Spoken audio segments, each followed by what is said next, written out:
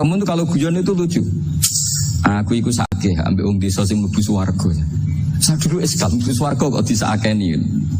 Akhirnya beliau memberi penjelasan. Wong desa iku roe pakanan enak, iku mau kopi mbek uduk. Lah swarga iku mau nuruti sing dikarepno. Akhirnya wis mau mangan, wis ngopi, nguduk, ngopi ora roh pakanan liyane ku ora roh. Nasi mandi yo ora roh, pizza yo ora roh apa-apa. Terus saya bilang, wah lah niku nak nganti selera tentang wanita cantik. Iku juga sederhana. Rontok pesek ya wis cantik, rontok ireng ya wis. Apa bidadarinya seperti itu karena saking enggak pengalamannya. Jadi surga itu kan nuruti apa yang diinginkan. Kira-kira keinginan orang kampung kalau di surga itu apa coba? Makanan apa coba? Ya, aku nggak senengnya ketemel gemblong gitu. Artinya malaikat lebih suka nangani surganya orang-orang kampung di Bang Pak Rektor. Ini sudah ribet ini. Makanan apa saja sudah dicoba ya. Terus kalau di mall tahu orang macam-macam, seleranya macam-macam pasti itu. Enak mana kalau sampai jadi malaikat pelayan surga? Suka ngelayani orang kampung apa yang orang kota? Orang kampung kan. Jadi banyak orang yang poligami. Kalau ditanya alasannya gitu, istri satu ya cerewet, dua ya cerewet, mendingan 4. Ya banyak ya gitu. Tapi ada yang kebalikan, istri satu cerewet saja hampir jantungan, apalagi 4, tinggal matinya kan gitu. Itu semua yang menggerakkan itu kalimat. Kalimat itu satu pegangan. Banyak orang loh yang nggak ingin jadi rektor tuh banyak loh Pak Bejo. Jangan kira semua dosen ingin jadi rektor. Melihat rektor sibuk rapat mempertahankan reputasi Unisula terus sering pegang kepala. Ngapain repot-repot? Jadi tukang sapu aja dapat gaji, ngopi, rokokan selesai. Bodoh amat jadi rektor. Mikir orang banyak. Banyak loh orang yang nggak ingin jadi presiden tuh banyak. Karena ngopi nyaman, nggak ada yang ganggu. Mau tidur sampai jam 9 siang juga gak ada yang ganggu. Sehingga mereka melihat pegawai negeri itu gak keren, orang kok diatur jam, disiplin. Itu memang cara Allah membagi rahmat. Mau kamu apakan coba? Cara syukurnya dia seperti itu. Bapak saya dulu tuh sering ngajarin saya, diajak jalan-jalan pagi-pagi. Melihat orang ngopi, makan uduk itu bapak seneng. Kok enak jadi wong apa? Ngene esuk-esuk nyemak bocah kesel kabeh kono enak ngopi rokokan. Bapak kadang iri sama orang apa itu iri. Sudah gitu berharap masuk surga kan enak sudah gitu. Tahu-tahu mati, tidak tahu ke surga apa ke neraka ya tidak tahu. Jadi nah orang dulu itu orang yang bisa mensederhanakan dunia. Sehingga ya sudah cara bahagia. Makanya saya alhamdulillah saya ini kerjasama sama UII sama beberapa kampus. Memang amdan itu sengaja. Kampus itu ya punya sistem yang nggak bisa mewakili sistem kiai. Kiai juga punya sistem yang nggak terwakili oleh kampus juga sebaliknya saling melengkapi. Saya sering ketemu rektor UI, rektor kampus-kampus Islam. Mereka cerita, Gus pendidikan pondok harusnya dimodernkan gini-gini. Saya bilang, kalau pondok modern kayak kampus itu nanti saya ketemu Allah nggak bisa jawab. Kenapa Gus? Saya beri contoh gini. Kalau misalnya perempuan perawan lah atau apa saja namanya perempuan mau tanya tentang menstruasi atau haid. Kalau semuanya sistem kampus dia harus kuliah dulu. Registrasi dulu, kuliah dulu, bayar dulu dan dapat jawabannya nunggu mata kuliah pas itu. Bandingkan kalau sistem pondok, saya tuh sering ke pasar sama anak saya dicegat sama ibu-ibu. Gus, anak saya ngalami gini-gini, keluar darah terus menerus, nggak 6 hari tapi 1 bulan penuh. Itu hukumnya apa Gus? Nanti saya mau sowan ke jenengan. Nggak usah sowan di sini aja. Ya sudah, sebelum mengeluarkan darah yang rutin seperti itu biasanya haidnya berapa hari? 6 hari ya sudah ikut yang 6 hari, yang lainnya istighatsah. Ngoten tok Gus ya udah. Gitu. Begitu terus di masalah udhiyah. Ya coba kalau semuanya pakai sistem kampus, daftar dulu, bayar dulu. Jadi ini nggak ada jawabannya, nunggu mata kuliah itu, baru dapat jawaban. Itu biasa nggak sholat bertahun-tahun karena belum ada jawaban tentang itu. Ya itu kalau misalnya orang mati, tahunya cara memulasarah jenazah itu nunggu kuliah dulu, pas mata pelajaran itu dulu, baru menangani orang mati. Berarti orang mati itu tergeledak semua. Tapi kalau kiai kan enggak. Kesini orang mati terbakar. Kalau dimandiin malah badannya copot-copot itu gimana hukumnya? Ini ada orang mati Gus Kendat. Ini disolati apa enggak? Ada orang mati oplosan ya kan. Itu disolatin enggak? Saya sering ditanya gitu. Gak usah registrasi Pak Rektor.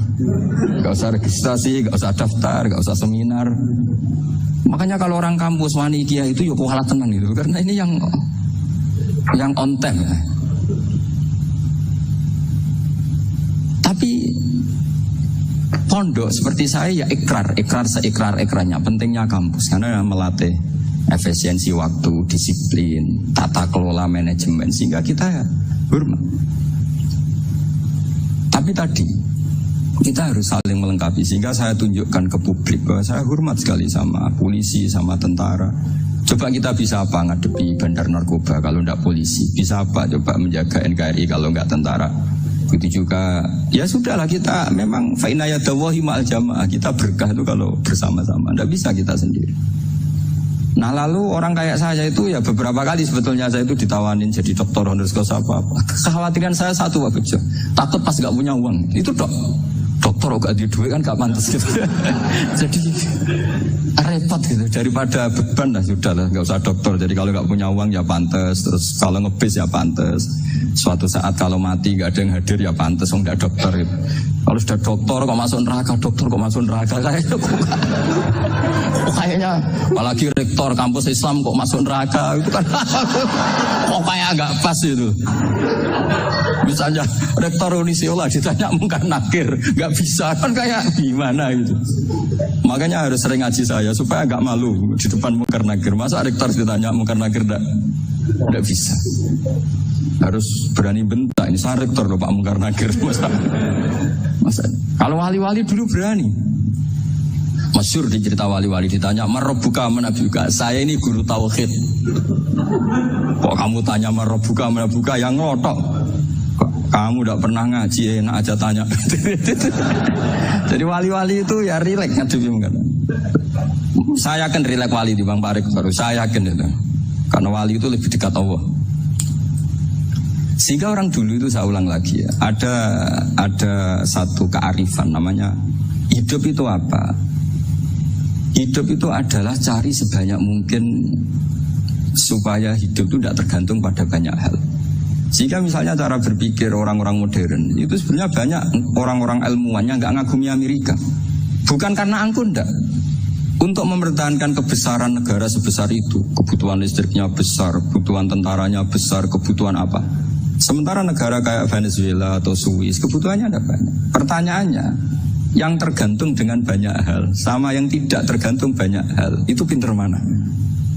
Kalau dibalik pertanyaannya gitu, negara-negara maju itu tidak keren kalau dibalik pertanyaannya. Orang yang untuk mempertahankan eksistensinya banyak, butuh banyak hal dengan yang tidak butuh banyak hal itu pinter mana? Orang yang bahagianya nunggu jadi dokter, nunggu jadi kiai besar, kiai viral, dengan orang yang bahagia cukup dengan ngopi itu pinter mana? Tapi kalau dibalik pertanyaannya, orang yang taunya nikmat hanya kopi dengan nikmat yang banyak, pinter mana? Makanya Mbah Mun itu kalau guyon itu lucu. Aku iku saake ambek wong desa sing mlebu swarga. Saya dulu eskal mlebu swarga kok disakeni. Akhirnya beliau memberi penjelasan. Wong desa iku roe pakanan enak, iku mau kopi mbek uduk. Lah swarga iku mau nuruti sing dikarepno. Akhirnya semua mangan, ngopi, nguduk, ngopi, ora roh pakanan liyane ku ora roh. Nasi mandi yo ora roh, pizza yo ora roh apa-apa. Terus saya bilang, wah, lah niku nak nganti selera tentang wanita cantik. Iku juga sederhana. Rontok pesek ya wis cantik, rontok ireng ya wis. Apa bidadarinya seperti itu karena saking enggak pengalamannya. Jadi surga itu kan nuruti apa yang diinginkan. Kira-kira keinginan orang kampung kalau di surga itu apa coba? Makanan apa coba? Ya, mana senangnya ketemel gemblong gitu. Nah, artinya malaikat lebih suka nangani surganya orang-orang kampung timbang Pak Rektor. Ini sudah ribet ini. Makanan apa saja sudah dicoba ya. Terus kalau di mall tahu orang macam-macam, seleranya macam-macam pasti itu. Enak mana kalau sampai jadi malaikat pelayan surga? Suka ngelayani orang kampung apa yang orang kota? Orang kampung kan. Jadi ya itu guyon tapi itu menjadi pikiran kita bahwa orang yang banyak kebutuhan itu sebetulnya banyak kebodohannya karena menggantungkan kebahagiaannya dengan banyak hal. Makanya Imam Syafi'i ngendikan istighna itu apa? Al-istighna anisya'i. Yang dikatakan kecukupan adalah berusaha sebanyak mungkin banyak hal tidak kamu butuhkan. Bukan memenuhi semua kebutuhan kamu. Karena nafsu kamu ini tidak ada batasnya gitu. Kalau kamu penuhin nggak akan selesai. Itu ada perempuan yang kurang cantik itu minta doa saya, Gus doain suami saya kaya. Terus tak guyonin, terus nggak minta. Kalau suami kamu kaya, yang pertama dirubah itu apa? Rumah supaya rumah saya bagus. Kedua apa? Mobil supaya mobil saya bagus. Nanti yang dievaluasi itu kamu. Mobil bagus, Alphard, rumah mewah, istrinya kamu pasti itu dievaluasi. Langsung nggak usah sudah gini aja kan. Jadi pertama yang dievaluasi itu kaya itu, coba kalau suami kaya itu yang dievaluasi pertama rumah ya, rumah ganti. Setelah itu apa? Mobil. Kira-kira berikutnya akhirnya sudah bagus nggak jadi. Nabi Ibrahim itu pernah minta umur panjang. Keren umur panjang. Sama Allah nggak dijawab. Datang orang tua itu bertamu ke Nabi Ibrahim. Terus disuguhi dikasih kurma. Apa itu? Kok kurma apa? Anggur. Anggur yang sudah matang sekali. Sudah dimakan. Setelah dimakan meler keluar lagi. Dimakan lagi meler lagi. Terus Nabi Ibrahim masuk lagi ke kamar. Ya Allah, doanya tak cancel. Nanti kalau saya tua kayak itu. Jadi Allah itu gak jawab langsung tapi ngirimkan itu. Akhirnya ya Allah gak jadi. Nanti takut itu. Saya pernah ngalami jadi kiai tadi ada ibu-ibu ya gak pati cantik lah. Suaminya tuh miskin sekali. Minta doa saya supaya kaya. Bareng tak kasih pertimbangan itu udah gak usah gak jadi. Jadi itu kearifan. Tapi kearifan ini harus kita tanamkan. Saya nggak bisa membayangkan Indonesia yang besar ini andai kan tidak ada qanaah, nerimo ing pantum. Coba sekarang ada Covid. Andai kan Indonesia itu kayak Perancis. Saya beberapa kali punya tamu orang yang hidup lama di Perancis, bahkan dapat istri orang Perancis. Itu dulu nggak begitu mencintai Indonesia. Tapi setelah di Perancis 2 tahun, wah Indonesia hebat. Di Perancis itu kata dia kalau cerita, semua kebutuhan masyarakat itu dibebankan ke negara. Apa saja minta negara, apa saja nyoal negara. Sementara Indonesia, coba kalau Indonesia mengalami seperti ini kok tidak ada qanaah rimo ing pantum, bisa kios Indonesia. Orang miskin nyalahkan negara, kelaparan nyalahkan negara, apa saja. Tapi barokahnya dididik kiai jogeman nyalahno wong liya. Urip romo ing pandum diame. Sampai gak ngerti kalau Covid. Banyak tuh orang-orang kampung itu, orang lugu-lugu itu.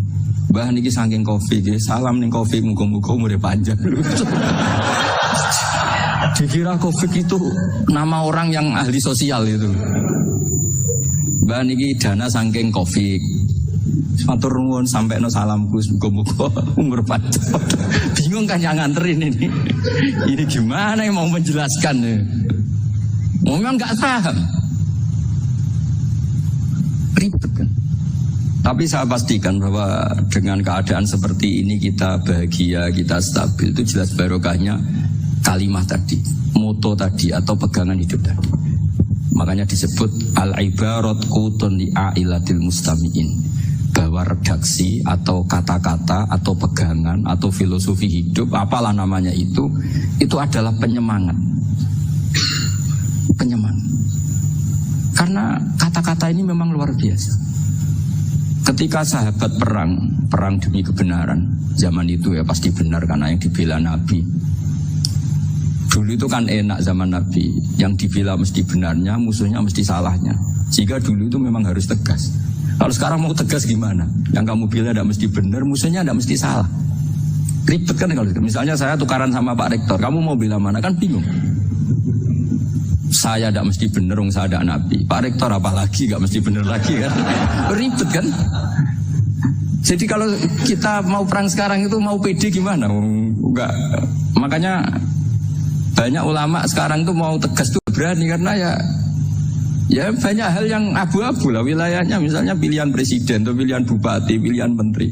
Kamu mati-matian bela itu, yang kamu bela tidak mesti benar, musuh kamu tidak mesti salah.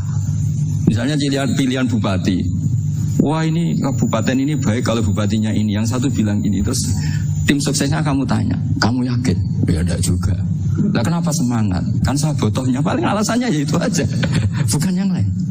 Beda dengan zaman Nabi, Nabinya mesti benar, Abu Jahalnya mesti salah. Kan enak, aturan mainnya jelas. Singkat cerita, dalam perang itu banyak sahabat yang ngalami luka, ngalami apa gitu.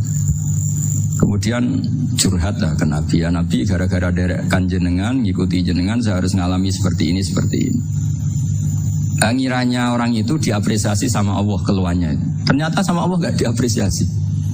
Malah diturunkan ayat intakunu ta'lamuna fa innahum ya'lamuna kama ta'lamun wa tarjuna minallah ma'ala yarju. Kalau kamu sakit karena perang, orang-orang kafir itu ya sakit, itu saja berani padahal demi kekafiran. Wa tarjuna minallah ma'ala yarju, padahal kamu punya nilai lebih, yaitu berharap kepada Allah yang mereka tidak punya. Saya jadi kiai itu ya kadang mangkel.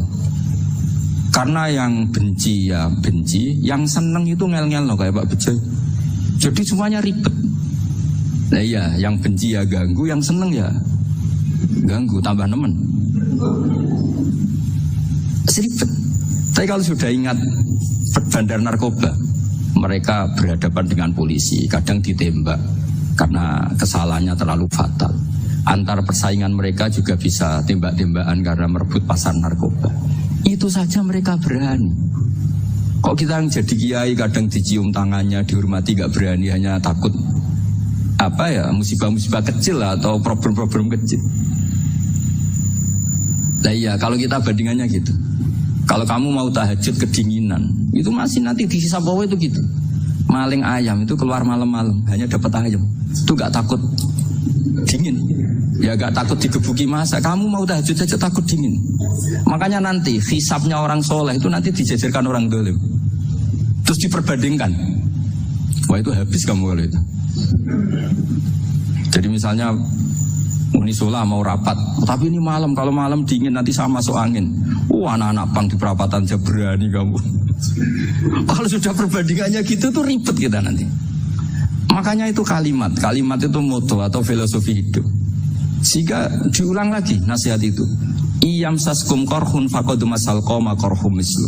Kalau kamu kena luka, orang-orang yang nggak benar juga akan kena luka. Itu aja berani demi ketidakbenaran. Masa kamu demi kebenaran enggak berani? Akhirnya orang itu, ya itu kalimat, itu heroik. Makanya kita ini penting ya. Makanya tadi himne Unisula dimulai kalimat thayyibah. Karena kalimat ini yang menjaga kita, kalimat ini. Misalnya tentang Tuhan. Kenapa orang Islam imannya kokoh seperti ini, termasuk yang sudah hidup di Amerika, di Australia, di mana-mana. Itu ya barokahnya ajaran atau barokahnya kalimah. Saya sebut kalimah saya pakai bahasa santri.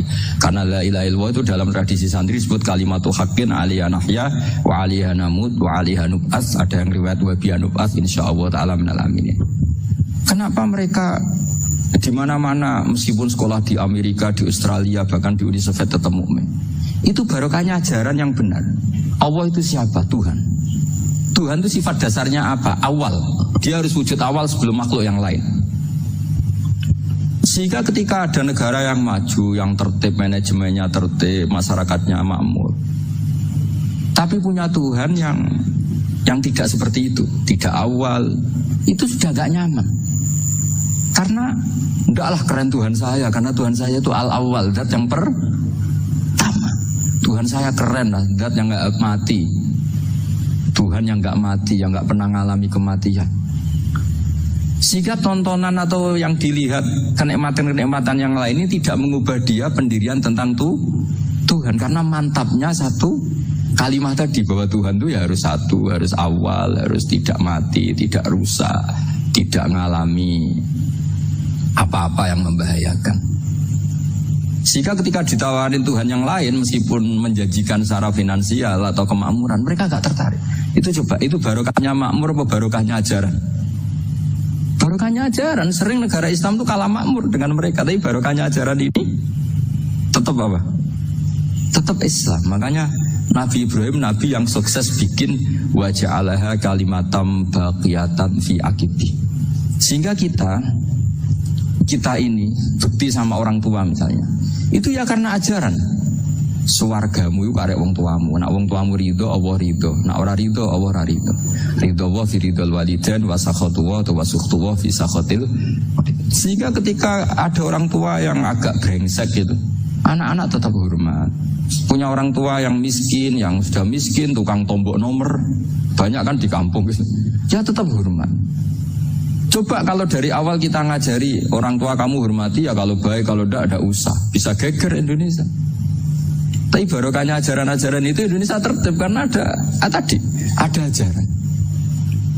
Dan ini di sini pesantren dan Unisula semua harus berkontribusi membuat ajaran yang benar itu adalah ciri utama Islam. Sehingga Islam ini dimulai dengan ajaran kalimatu haqqin alaiha nahya wa alaiha namut.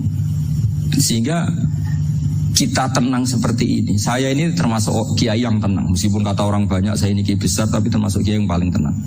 Termasuk yang paling tenang. Karena saya ini pakai mazhab orang-orang hebat. Saya berkali-kali cerita, orang kayak Imam Syafi'i itu orang yang luar biasa. Saya berkali-kali cerita, orang yang tadi nyium tangan kamu ya Imam Syafi'i, di belakang tuh ngerasani kamu, menghujat kamu. Jawabannya enak saja. Berarti saya alhamdulillah orang yang wibawa. Buktinya di depan saya nggak berani. Jadi enteng saja. Diceritain sebagian kampung, sebagian separuh dari warga kamu itu gak suka kamu. Ya bagus lah gak suka saya, gak akan utang duit saya. Di mana-mana orang utang itu karena teman dekat. Kalau gak seneng pasti minimal gak utang, gak pinjem mobil, gak pinjem apa. Berkah mana yang seneng sama yang gede. Jadi dianggap enteng saja. Semua yang dialamin dianggap enteng saja. Misalnya punya istri pemarah, ya bagus lah marahin suami. Kalau marahin tonggo malah ribet. Jadi kamu harus terima kasih kalau dimarahin istri. Bagus lah marahin saya mah, kalau marahin tonggo ribet. Jadi enteng saja. Tapi kita sekarang tuh karena nafsu ya, sehingga menghadapi hidup ini ribet. Ulama dulu kalau mau mati itu senengnya bukan main. Sudah lama saya ini ingin gak maksiat. Kayaknya gak maksiat paling efektif itu mati. Ya tidak apa-apa Gusti, kalau sebaiknya mati ya mati aja. Enteng saja. Jadi melihat kematian itu akhir dari segala keburukan atau potensi keburukan. Apapun baik kita sekarang, suatu saat mungkin kita gak baik. Yang bisa menghentikan ketidakbaikan atau potensi ketidakbaikan itu apa coba? Mati kan? Berarti mati itu mengerikan apa menyenangkan? Mesti kamu tidak berani menjawab. Meskipun secara ilmu kamu berani, tapi secara rasa agak berani kan? Saya ulang lagi ya, yang bisa menghentikan keburukan atau potensi keburukan itu apa coba? Apa?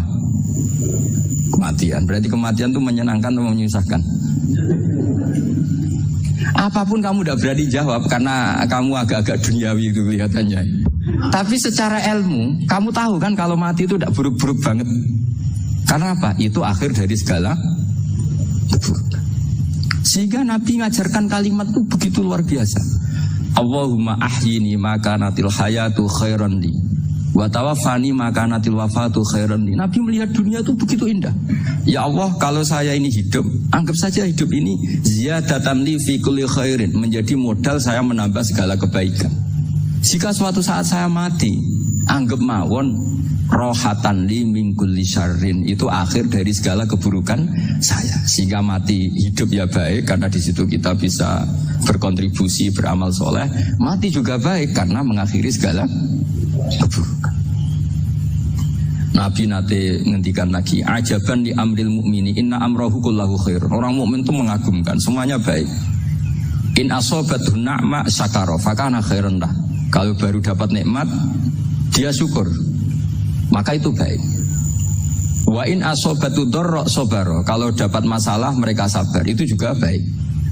Sehingga orang mukmin dua sisinya pasti baik. Itu juga kalimat, maksudnya moto atau pegangan hidup. Nah berikut ini saya beri contoh, ini kenangan saya, ini contoh terakhir. Masalah jadi orang terkenal maupun tidak.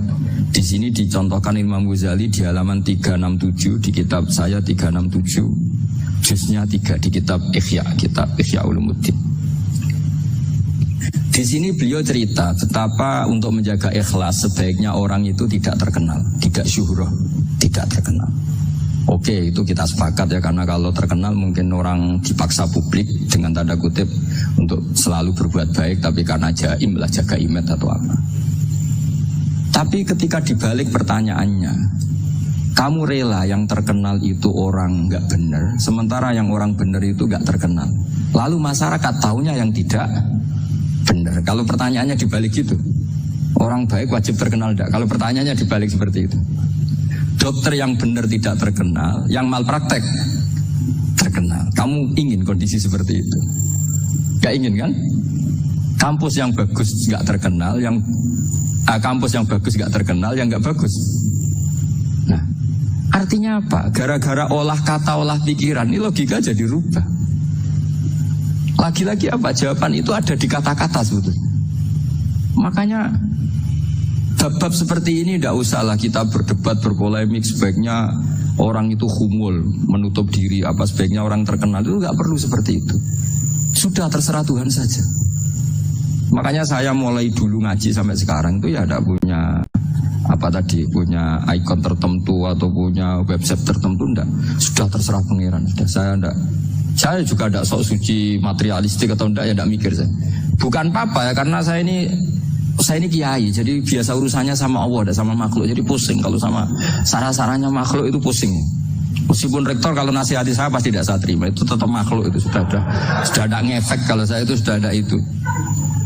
Bukan karena saya sombong, ya memang makhluk betul gitu. Bukan cuma nasibnya bejo aja, tapi makhluk tetap makhluk.